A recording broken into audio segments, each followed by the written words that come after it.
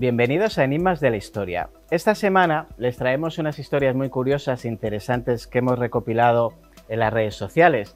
También tenemos de vuelta a nuestra compañera Desiree y una entrevista con una persona que la verdad me ha gustado muchísimo. Así que yo les recomiendo que se queden con nosotros y empezamos otro Enigmas de la Historia.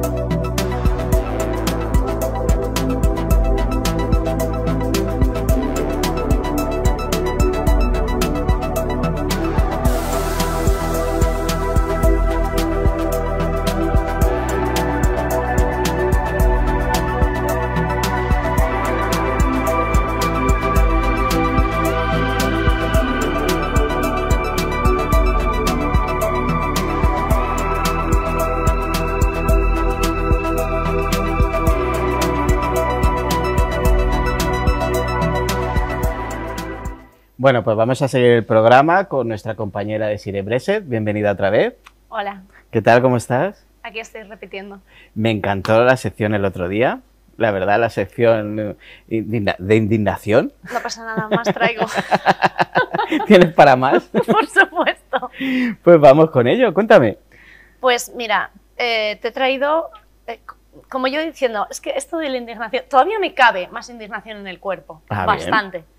Entonces he traído momentos que la pifiamos como humanidad, sí, o como persona que no serán particular, pocos.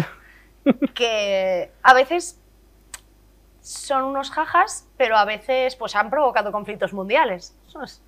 Hay para todo. Hay para todos los gustos. Hay para todo. Entonces vamos a empezar con uno que todos los fans de la Primera y la Segunda Guerra Mundial aman, que es el telegrama Zimmermann. Te sonríes, ya lo conoces. Ya lo conoces. ¿Cómo se puede ser tan idiota? Zimmermann no es solo el nombre del telegrama, es el nombre del señor que lo envió. Este era un corresponsal era un alto cargo. Sí. O sea, que ya que la vas a pifiar, la pifias a lo grande. Alemán, entonces viendo que la Primera Guerra Mundial no se les estaba dando muy bien, sí, a los alemanes, dijo, aquí tiene pinta de que van a entrar los estadounidenses. Antes de que entren los estadounidenses, yo por vía diplomática voy a mandar una carta a los mexicanos para que nos ayuden. Porque bueno, sí. y además mi vía diplomática va a ser la inglesa, que como todos sabemos no se iban para nada bien con los estadounidenses. Claro, bueno, claro. ¿Qué les ofrecían en este telegrama? En este telegrama les ofrecían, mira, si Estados Unidos va a entrar en guerra en Europa, vosotros aprovecháis, atacáis por el sur. Qué irrisorio.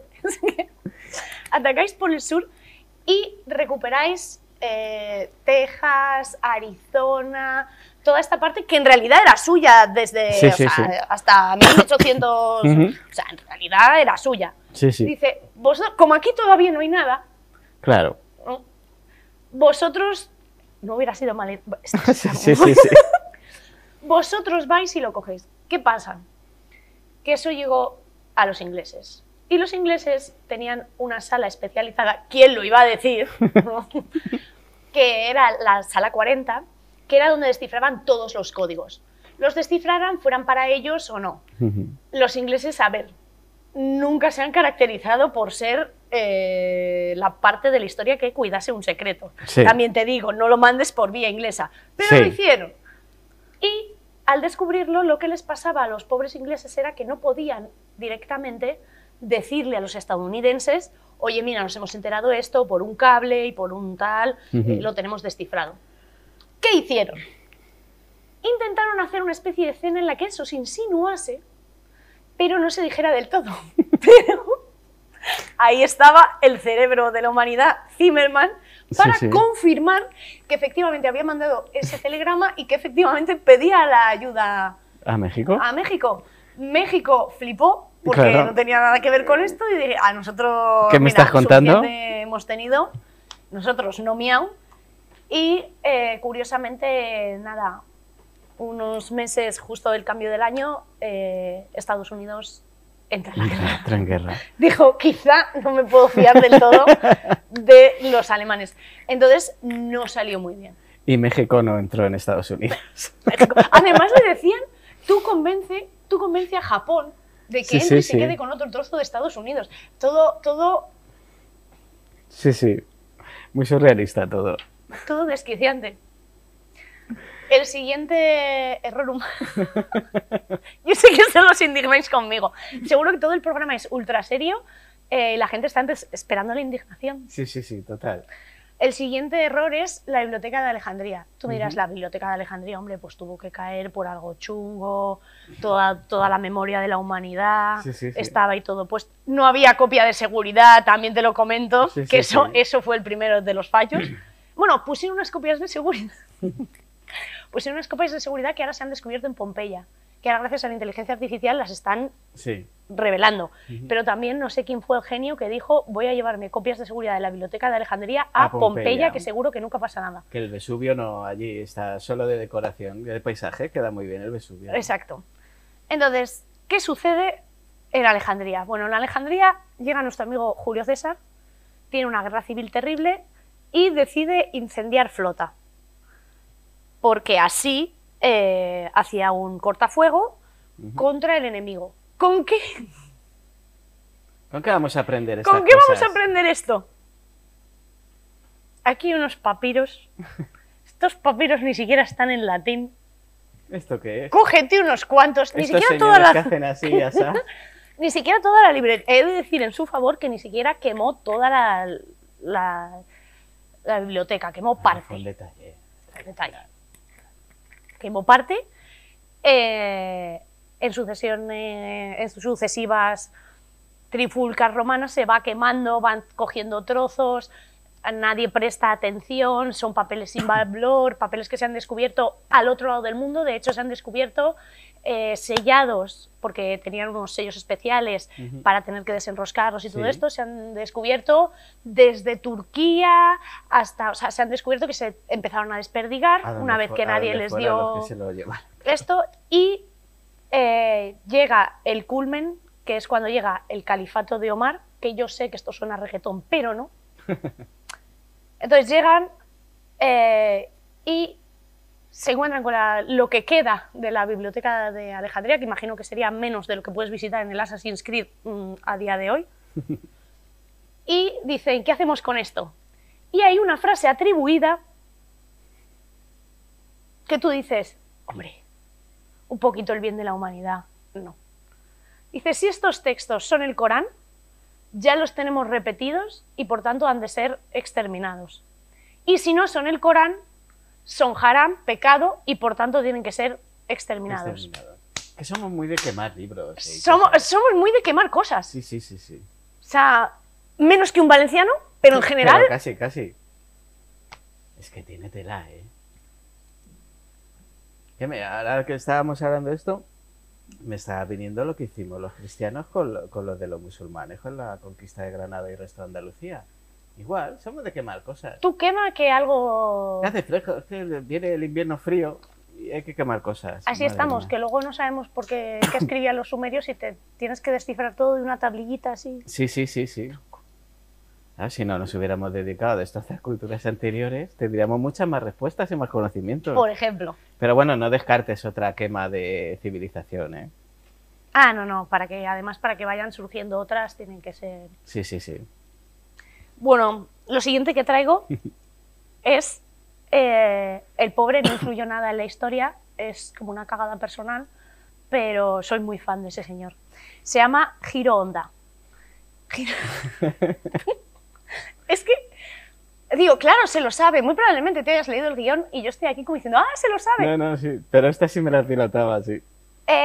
Hiro Honda fue un muchacho, ya se hizo señor y todo, que pertenecía al ejército japonés y él y su cuadrilla fueron destinados en Filipinas, Segunda Guerra Mundial. A tope, los japoneses iban a tope con todo, Si no habéis visto la serie The Pacific, tenéis que verosla. Es el mejor ejemplo y mi ejemplo favorito de cómo sucedían allí las cosas. Entonces esta gente dijo, pues hay que sobrevivir en la selva y ir matando gente aquí a por todas. Llega 1945, todos sabemos, excepto esta gente, que en 1945 termina la Segunda Guerra Mundial, y desde un avión empiezan a tirar papelitos diciendo, salid de vuestras posiciones. Que la guerra ha acabado. Que la guerra ha acabado. Yo al principio quiero pensar que no salieron por miedo un poco, de, bueno, van a tomar represalias y tal. Pero no. Ellos se van convenciendo a sí mismos de que no ha terminado la guerra. No ha terminado la guerra, este es un cable que es del enemigo para que salgamos y nos extermine. Aquí vamos a estar a tope. ¿Cuál fue el siguiente paso del gobierno filipino? Mandamos a unos filipinos random, que también mandamos a unos filipinos random y que les detengan. Bueno, esta cuadrilla mata a los filipinos random pensando que son el enemigo y que tienen que resistir. Empiezan a pasar los años, uno de ellos decide huir a la civilización, que yo me lo imagino un poco el bosque de Shyamalan, ¿sabes? En plan, mira, yo me piro de aquí. Pero poco a poco siguen resistiendo y siguen resistiendo hasta que solo queda este muchacho. Y sorprendentemente han pasado 29 años. Madre de Dios. 29 años en el que prefieres un bosque filipino a rendirte. Me refiero, es peor que estar en la cárcel. Pero como fue, que ni siquiera fue rescatado, como fue encontrado, fue porque un muchacho japonés dijo, mira, yo me comprometo a encontrar a Ona y a decirle que la guerra ha terminado, que ya se ha acabado todo, que por favor vuelva a casa. Se encuentra con él. Y el Menda le dice, hasta que no venga un superior a decirme que me retire de mi puesto, yo no me retiro de mi puesto. Yo te creo, pero hasta que no venga un superior, yo no me retiro. Total, el investigador este ya... Yo creo que dijo esto por... muy a lo japonés. Se fue para encontrar a su superior, que resultaba que desde el final de la guerra trabajaba de panadero. Trabajaba de panadero en una ciudad random de Japón. Y dijo, no te preocupes, yo me pongo mi antiguo uniforme, vuelvo donde está y le sacamos. Y dijo el señor, venga, vale, ahora ya me lo creo. Ahora ya me voy. ¿Pero qué tendrá Filipinas? Porque me recuerda también a lo de los últimos de Filipinas. Correcto, nuestros. Pero es que no termina ahí. Es que es Filipinas. El señor vuelve a Japón, le reciben como el último héroe japonés y tú dirás, venga, ya, chache, se te ha acabado. No, porque él dijo, resulta que Japón ha cambiado mucho, me ha decepcionado mucho, porque claro, hablamos del Japón de los años 60 y él había abandonado obviamente el Japón de los años 40. Me voy a retirar al campo con mis vacas y mi mula y mi tal. Y tú, después de haber sido rescatado de todo. Y no terminó viviendo en Filipinas otra vez de milagro. O sea... Es total, madre del amor hermoso. En fin. Sigue, que me lo estoy pasando pipa. Luego tengo que... Bueno... Dentro de cosas malvadas que yo podía haber escogido, ¿por qué no escoger una pandemia? Claro. Aquí no lo conocía, ¿eh? Un error de pandemias, por si en algún momento tenéis que confiar en cualquier tipo de gobierno en caso de pandemia o crisis mundial, que hemos visto que en cualquier caso estamos completamente respaldados. Tanto si hay una pandemia, si se va la luz, no os preocupéis que hay sistemas de emergencia para todos desde el minuto cero. Pues un incidente pasó así en Estados Unidos, se llama el incidente Cutter, porque he descubierto que Cutter es una empresa, igual que Kleenex, resulta que lo que nosotros llamamos Cutter es una marca. Una marca. Y hace mucho tiempo estos señores se dedicaban a hacer vacunas. En la campaña de vacunación de la polio fue una enfermedad muy difícil, sobre todo durante el siglo XIX y principios del siglo XX. Esto sí, lo pongo en antecedentes serios por si alguien ve el programa de historia pero no tiene tal. Era una enfermedad principalmente infantil que dejaba a los niños incapacitados, fiebres altas, gran transmisión, era por un virus, nadie sabía lo que pasaba, se cargaba poblaciones enteras, no había acceso a servicios médicos, entonces se dedicó buena parte de la salud pública, de la poca salud pública que hay en Estados Unidos, a investigarlo de verdad. Total, llegan a la conclusión de que es por un virus. Y dicen, bueno, se han hecho vacunas, no hace mucho que las vacunas están en funcionamiento, esto es un datito importante, pero ya sabemos cómo hacerlas. Sí. ¿Cómo se hacían las vacunas al inicio? Que sé que es lo que todos os estáis preguntando cada día cuando amanecéis en vuestra casa. Hombre, claro. Se cogía parte de la enfermedad, se metía en formaldehído, se esperaba a que ese virus se muriera y una vez muerto se volvía a poner mediante un pequeño corte o inyección. Todavía no tenían muy claro, a veces te cortaban, a veces era por inyección, a veces... Sí, pero prueba error. Por lo menos no era como la varicela, que era meterte al lado de tu hermano enfermo, ¿no? Sí. Era un paso mejor. Entonces dicen, perfecto, cogemos a una gran cantidad de la población, a los niños, que son los más vulnerables, y les vacunamos. De la cantidad de vacunas que se hicieron mal hechas, de lo que voy a contar, fueron unas 800.000, 810.000, una cosa así. O sea, no fueron... Sí, no fueron 4. Entonces, no se sabe por qué falló, pero a los niños se dedicaron a inyectarles la polio. Entonces ellos estaban viendo, es que me imagino al del gobierno diciendo, pues si le he hecho todo bien. Las cifras no dejaban de aumentar y aumentar y aumentar, sobre todo en todo el cinturón bíblico de Estados Unidos, que fue donde principalmente se empezaron a cargar niños. Sí. Y al parecer Cutter dijo que era porque no habían metido bien en formaldehído el virus. Y no sé si tú has oído alguna responsabilidad que Cutter tuviera. No. Pues yo tampoco y al parecer Cutter tampoco. Tampoco se enteró, ¿no? Pero se estima que bastante población de Estados Unidos tuvo que vivir en lo que se llama pulmones de acero. Sí. Metían al pobre crío como en esas cápsulas. Una cápsula enormes. Así tremenda. Hubo 10 muertos, que son pocos en realidad, pero 10 muertos completamente directos. Y nunca se calcularon los daños totales. Mira, en parte porque el gobierno dijo, es que esto ha sido un errorcillo. Claro, no pasa nada. Y en parte porque hubo muchísima transmisión no controlada. Claro. Es decir, ellos podían decir cuántas vacunas habían sido administradas, pero no podían decir cuánta gente se había contagiado por la vacuna o por a partir de entrar en contacto con alguien contagiado. Porque además se la habían metido directamente al torrente sanguíneo. Claro. O sea que encima les metieron una polio muy dura y directamente a la sangre. Eso sí que es liarlo parda, no la de la piscina. Entonces, no sé, a partir de esto yo confío plenamente. Sí, bueno, a ver qué nos trae la vacuna del COVID. Que ahora salen con lo de que decían que no era obligatorio vacunarse. ¡Ah! Me encanta. No era obligatorio porque si tienes cualquier tipo de contraindicación, como no era obligatorio, tú firmaste al ponértela. Que no era obligatorio, es que hay que tener poca vergüenza de verdad para decirlo. En fin, seguimos. Y nos queda que, bueno, nos queda uno de mis errores favoritos, pero es uno de mis errores favoritos porque yo le odio con gran profusión a este señor y entonces le salió mal y entonces yo me alegro. Pero, menuda la historia loca. Estamos en la batalla de Waterloo. Es Waterloo y Napoleón. Sí. Así, para poneros en contexto. Estamos en la batalla de Waterloo. Napoleón, por la mañana, era un hombre muy de mañana, como todo el mundo sabe, por la mañana tenía totalmente, digamos, el control de lo que iba a ser la batalla de Waterloo. La había estado preparando como su gran comeback, ¿no? Sí. Como los malos de Marvel, pero estilo francés. Sí. Entonces decía, buah, yo las tengo todas, tengo a toda la gente convencida de que vamos a ir a por ellos, tal y cual.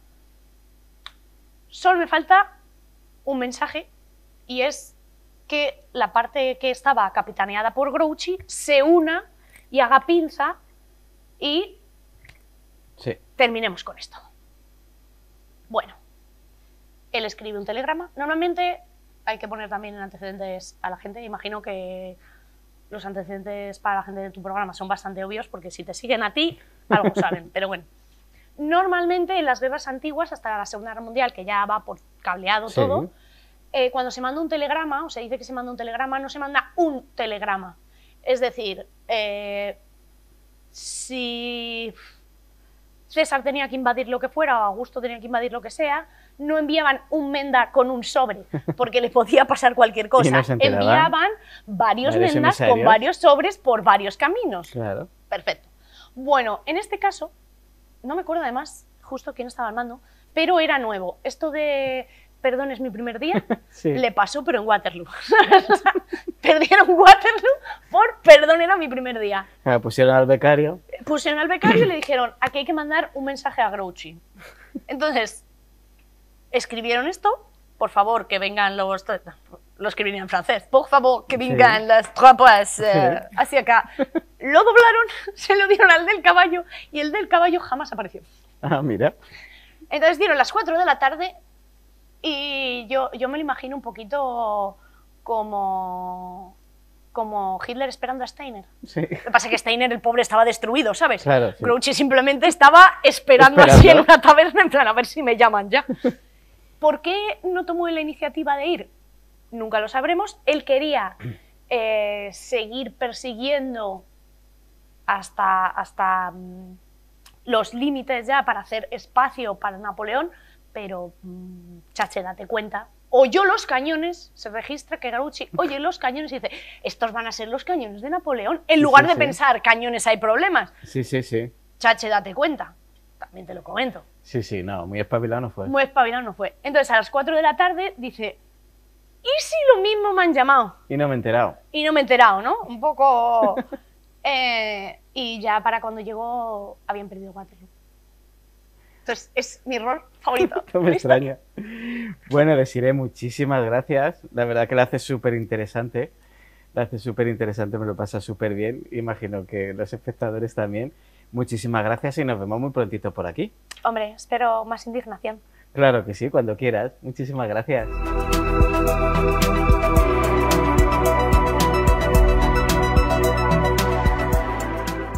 Tenemos en el plato de Enigmas de la Historia a Carlos Díaz Maroto. Bienvenido. Hola, encantado. Carlos, un placer. Eres escritor, eres coordinador de una serie de libros, además de un tema que a mí me gusta bastante, hay mucho género pulp, o sea que venimos a que me cuentes todas las cosas que has hecho un montón de cosas y pues empieza por donde tú quieras.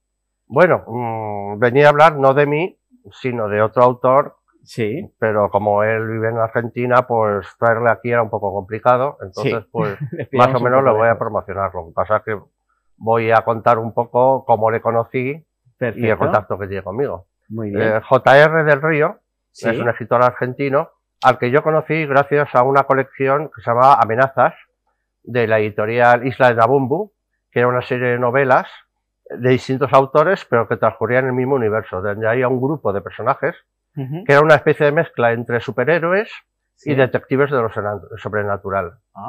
Entonces, cuando yo decidí hacer una colección que se llama Bolsilibros Jedi, para Editorial Jedi, la colección consistía en 2 novelas cortas por volumen, y en cada volumen cambia de género. Entonces, pues, contacté con los autores que más me gustaban de esa colección, así como de otra colección previa, que era Weird West, de Editorial de Lorian. Entonces, entre esos los autores de esas 2 colecciones, algunos de los cuales eran coincidentes, y otros cuantos que luego fui localizando, etcétera, pues he conformado en principio el índice de la colección de Bolsilibros Jedi. Y uno de ellos es J.R., claro. En Amenazas escribía una de las novelas, y entonces J.R. es el que inauguró la colección precisamente del número 1, junto a una novela mía, el suyo es Luna llena sobre Black Falls, que es una historia de hombres lobo ambientado en el oeste. ¿Qué pasa? Y eso es lo primero que leí de él después de la novela de Amenazas, que la conocí como lector. Entonces, pues bueno, J.R. escribe con una fluidez tremenda. Tengo 2 novelas publicadas de él, pero tengo 8 más o así en reserva. Tengo el índice ya preparado hasta el número 20, y eso, hay novelas del oeste, de guerra, de policíacas, de terror, de ciencia ficción. ¿No? Que se mueven todos los géneros. Sí, sí. La idea era eso, ir alternando constantemente, que el lector no supiera, porque por ejemplo, no pongo terror, ciencia ficción y fantasía, terror, ciencia ficción y fantasía. Eso no, Claro. porque sería muy mecánico. Sí. Es aleatorio totalmente. Según surge, voy colocando, y luego he tenido la suerte, no era buscado, pero muchas de las novelas Sí. Tienen cierta conexión entre ellas. Las elijo por el género, pero luego dices, vaya, qué casualidad. También tiene por ejemplo, el próximo número que saldrá, que es de terror, viene una novela mía que se llama Grimorio y otra de un colador que se llama Cameron Crane, que es El ladrón de novelas. Con lo cual los libros están ahí de fondo de la historia. O sea, siempre que puedo, pues intentaré hacer algo así para que sea todo un poco más homogéneo. O sea, que la colección se mueve, vamos, multitarea, multidisciplinar. Sí, sí, sí. Qué pasada. Y entonces eso, en el número 1 está JR con esa novela de Hombres Lobo. Es algo tremendo. JR sobre todo se inspira por un lado, la literatura clásica, Lovecraft, Robert E. Howard, sí. Los autores pulp le encantan. Luego por otro lado también domina mucho el cómic. Y también el cine de los años 70, 80, por ejemplo, la siguiente novela, la de Blackout, Ciudad en Tinieblas, sí. Esa se ambienta en Nueva York durante el famoso apagón del año 78, creo que era, y es una historia criminal. El protagonista es un negro fuertote, que podría ser Jim Brown, de hecho, y bueno, la chica que está en la portada es Pam Grier. Sí, eso te iba a decir, es que es Pam Grier. Sí, sí. Porque sale ella en cierto modo. Es un pastiche perfecto de las películas de los años 70, una que no pudimos ver y que nos la ofrece él como novela. Y es eso, una historia muy trepidante, con todo lo que sucede en esa noche de confusión, con unos personajes que se van cruzando en el apagón. Y bueno, no quiero contar nada más porque es una novela muy, muy trepidante. Tiene muy, muy buena pinta, porque además es una época que yo creo que a todos nos gusta muchísimo y te da tanto, hay tanto cine, hay tanta literatura que te deja con ganas de conocer más sobre esa época que me resulta fascinante, la verdad. De hecho, ahí la otra novela que viene es Muerte y Plomo en San Francisco de Xavier Marturet, que también se ambienta sobre esa fecha. Y si ves en la portada es Richard Downey, el Shaft, en la portada. O sea que todo dio la casualidad de que estas dos me llegaron cada una por su lado, y aunque bueno, ellos dos son amigos y a veces se coordinan para hacer cositas. ¿No? Y además es súper chulo para las generaciones nuevas revisar este tipo de épocas, este tipo de literatura para que tengan otro punto de vista y conozcan otras cosas. En el cine lo ha hecho mucho Tarantino, por ejemplo. Ese rollo, bueno, con Pam Grier trabajó en Jackie Brown. Sí, claro, él se basa en todo lo que le ha inspirado, entonces, y es este tipo de cine. Pues me parece y estas dos novelas, aparte de estar muy inspiradas en ese tipo de cine, pues también podría estar un poco conectado con las novelas que se escribían en aquella época, Chester Himes y gente de esa índole. Sí, al final es ir subiendo un escaloncito más, conociendo lo anterior, que al final en eso se basa. Es que es inevitable que todos estamos influidos. Sí, por supuesto. Y no podemos evitarlo.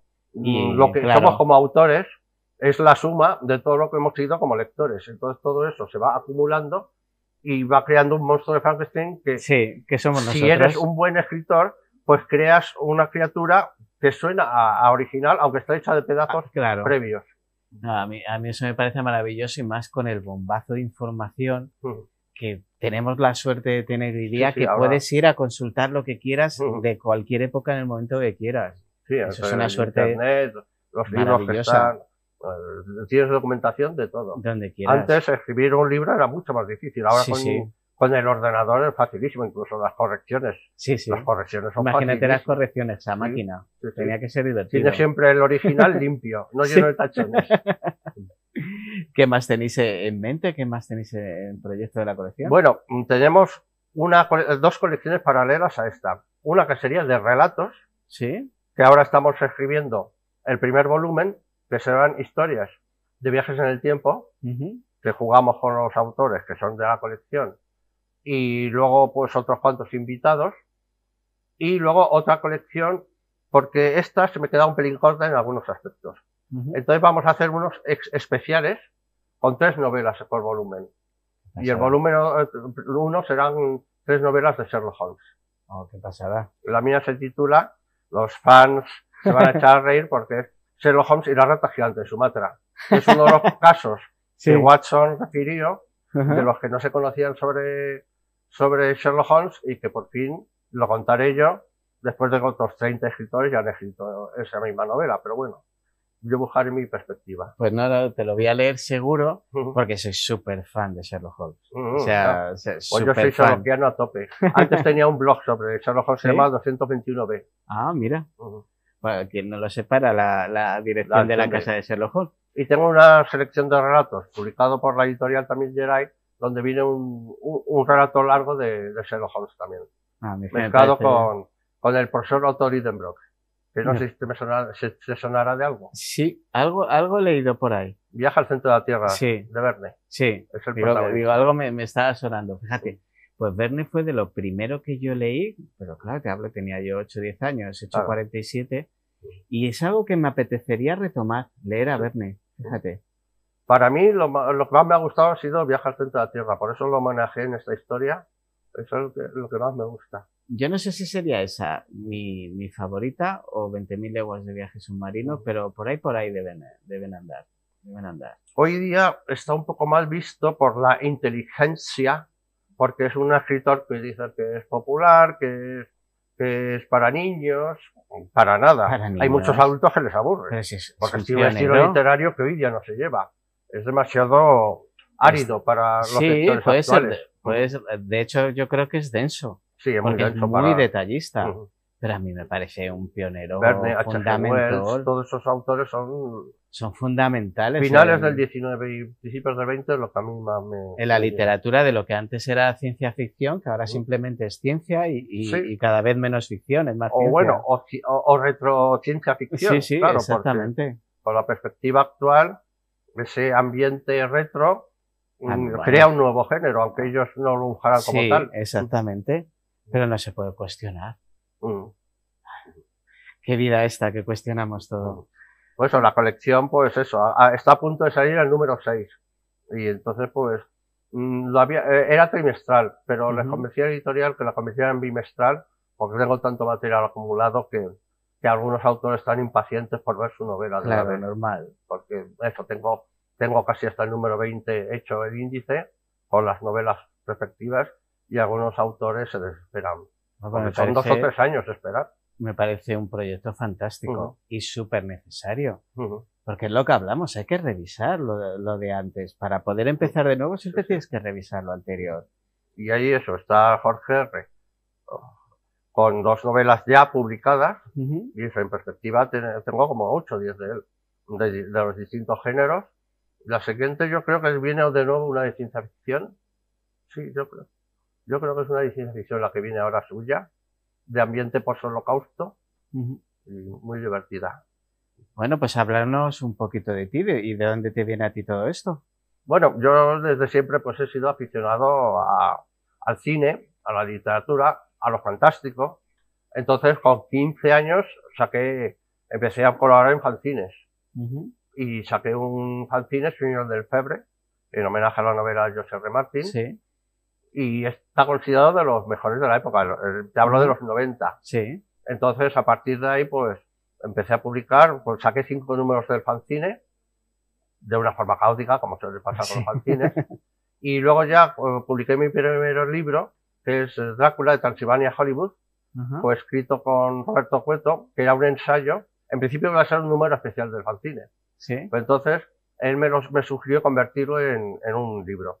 Lo publicó Editorial Nuer, y fue el primer libro que saqué, un ensayo sobre Drácula, hablando el Drácula histórico, el literario, el cinematográfico, incluso en cómic. Y es un libro pues que estoy bastante contento con él. Lo presentamos hace tiempo en el Festival de Cine de Gijón y proyectamos una película de Drácula rumana, Vlad Tepes. Y entonces, pues desde entonces he escrito bastantes libros de cine. Tengo como una veintena yo solo y otra veintena así en colaboración. Ahora, por ejemplo, con Editorial Notorious estoy sacando bastantes, que sacan tomos grandes y muy bonitos, dedicados a películas concretas, a directores concretos, incluso a años concretos, y ahí estoy colaborando bastante ahora. Y luego, pues, bueno, durante mucho tiempo me volqué mucho sobre todo con el cine, con libros sobre cine, Sí. Sobre Star Trek, sobre Drácula, sobre Batman, sobre Superman, sobre King Kong. Tengo bastantes libros. Uno de Hombres Lobo. Y bueno, en la época de fanzines pues escribía relatos y tenía bastantes acumulados. Y entonces ya hubo un momento en que ya volví a la ficción.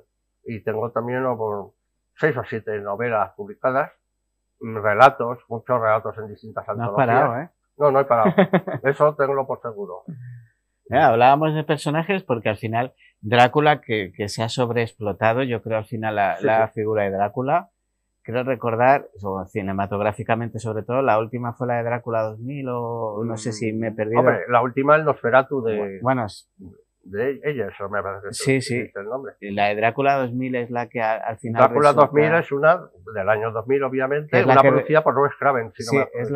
La que resulta que al final es Judas. Sí. Me pareció un giro espectacular y no te voy a decir brillante, te voy a decir bizarro. O sea, me pareció un giro súper bizarro. Drácula, igual que Frankenstein, que ayer hablaba con unos amigos del tema, se han hecho muchas versiones. Unas fieles, otras infieles. Las más infieles. Sí, porque la de Frankenstein, la peli de Kenneth Branagh, con la novela está bastante bien. De hecho, en la novela el monstruo hembra no llega a salir. Sí, exactamente. Y en la película de Kenneth Branagh sale. Kenneth Branagh, digamos, la primera mitad o así. Sí, está muy bien. Y hay una miniserie del año 2000 y algo, dirigido por Kevin Connor, que para mí es la versión más fiel que existe de... Sí, porque estamos enamorados de la figura de Boris Karloff y todo eso, porque tú dices Frankenstein y te viene Boris Karloff a la cabeza. Y como doctor Peter Cushing. Sí. Y Drácula, pues Christopher Lee, y Bela Lugosi, etcétera. Y sí, Bela Lugosi sobre todo. Pero yo, con el personaje así, que yo considero que se ha sido más injusto y no se ha hecho todavía una buena obra, es el Hombre Lobo, ¿eh? Sí, el Hombre Lobo, lo que pasa es que mientras que de Drácula y de Frankenstein existen novelas simientes y muy buenas, del Hombre Lobo hay novelas, pero ninguna, digamos, sea categórica del personaje. Existe El Hombre Lobo de París de Guy Endore, que hay una versión de la Hammer, muy infiel, pero que es un peliculón, es magnífica. Y para mí es una de las mejores películas de Hombre Lobo de la historia. Pero digamos que no hay, digamos, un nacimiento, igual que de la momia, tampoco hay algo muy definido. No. Hay un relato de Arthur Conan Doyle, pero no hay nada muy concreto. Pero falta como una base de la que partir porque igual que hablábamos Batman, Superman, Spider-Man, pues al final tienes esa base y ya de ahí tú puedes tirar para donde quieras, pero la base está ahí. Pero sí es luego está también Jekyll y Hyde, que también tiene una base literaria muy fuerte. Pero también lo considero que en el cine, por ejemplo, en la literatura sí está súper bien retratado la obra original y luego las que han venido posteriores. ¿Has visto la película de Rubén Mamoulian? No la he visto todavía. Es una maravilla. ¿La tengo que ver? Buenísima. Del año 32, Precode, con una fuerza tremenda. Luego la versión de los años 40 que hizo la Metro, copia el guión de ahí, pero lo suaviza. Es una versión muy pudorosa. Claro. El proyecto inicial era dirigir a Fritz Lang desde una perspectiva psicoanalítica, pero pasaron de él y se dilgaron a Victor Fleming, que era un director de la casa, era más muy acomodaticio, pero la versión de Rubén Mamoulian es magistral. Esa y la de Jean Renoir para mí son las mejores. Además es que se necesita una nueva versión. Y en el mundo de ahora vendría que ni pintado, ¿eh? No sé yo hasta qué punto, porque digamos que Jekyll y Hyde reflejaba mucho la moral decimonónica, la época de la cambio de moral, la doble moral que había ahí de los señores encopetados, pero luego se iban de burdeles y todo eso. Y eso refleja muy bien esa época. Hoy día no puede escandalizar, lo mismo que hace unos cuantos años hicieron una versión de Retrato de Dorian Gray y las perversiones a las que se abandonan. Malísima, por cierto. Sí, era muy mala. Malísima. Pero es que además te daba risa, claro. Pues tú ves un pervertido y dices, ¿qué hace? Hombre, azotar a una señora, besar a un tío, eso Sí, no, no, hoy día no escandaloso no escandaliza. es. Además, yo que soy súper fan de Oscar Wilde, Mm. fui a verla, por supuesto, Sí, sí. y dije, ¿esto qué es? Sí, era super light, Sí, sí, sí, sí. cobarde. Sí, además, porque luego hay que Oscar tener Wilde, valor con todos para los llevar diálogos que a la tiene. realidad la crítica que realmente representa a cada personaje. Sí, sí, sí, sí. El propio, no me acuerdo ahora cómo se llama el consejero de Oscar Wilde, Sí, que era de Oscar Wilde, de Dorian Gray, sí, que era un alter ego del propio Oscar sí, Wilde. del propio Oscar Wilde. Sí. Que la versión de la cinematográfica de los años 40, que es estupenda, Sí. la de Albert Levin, que lo hace George Sanders, que es una película fascinante. Luego hicieron hace poco la de la importancia de llamarse Ernesto, hicieron una versión y a mí me gustó bastante. Sí, lo demás ya Es más asequible, accesible. es más asequible de llevar. Adaptarlas a sus obras de teatro habituales, pues digamos, Claro. es más accesible. Es que Oscar Wilde era un personaje complejo. Sí, sí, Era un sí. personaje muy Y hay complejo. películas sobre él que son Sí, fascinantes. yo vi una hace, bueno, ya tiene, claro, es que se pasa el tiempo volando. Ujú. Hará 20 años a lo mejor de la que pues, hicieron. La Stephen Fry la Sí, interpretaba, sí. Y que lo hizo sensacional, Sí, sí, por sí. cierto. Luego hay una película de los años 60, Los juicios de Oscar Sí, Wilde, sí, que sí. trata sobre eso. Y es sorprendente que en esa época fueran tan Sí, no, explícitos. no fue nada light, esa, No. que va, fue bastante cruda. Al principio de los años 60 la homosexualidad en el cine británico empezó Sí. hay una película que se llama Víctima, de Basil Dirden, con Dick Ujú, Bogart, sí. que incluso cambió las leyes del país. Porque la homosexualidad en esa época estaba mal vista, bueno, Sí, ibas sí. a la cárcel por... Sí, sí, no y es que entonces, estuviera mal pues, vista, es que estaba penada. las leyes lo revisaron y se abrió las leyes de cara a la Bueno, sociedad. por lo menos algo hemos avanzado. Un poquito. Bueno, pues para terminar, ¿hay alguna cosa que me quieras adelantar de lo que tienes entre manos? Bueno, tenía eso, lo que ya te he comentado, la selección de relatos. Yo creo que en eso. La siguiente novela de la colección, bueno, el siguiente libro de la colección de Bolsillos Gerais será la novela mía, esta de Grimorio, que ahí aprovecho. Yo trabajo en la Biblioteca Nacional. Entonces, la protagonista es una vendedora de una tienda de libros antiguos. Entonces ahí he aprovechado bastante mis conocimientos del trabajo para Claro. reflejar el personaje. Entonces la pongo en el libro de Recoletos, ahí comprando material y entonces está documentada. Yo creo que puede ser interesante para el lector, para ver cómo se valoran los libros antiguos. Ah, perfecto. Yo creo que puede ser simpático. Pues sí, pues estaremos pendientes, Carlos, de tu trabajo. Yo se lo recomiendo al público que esté pendiente.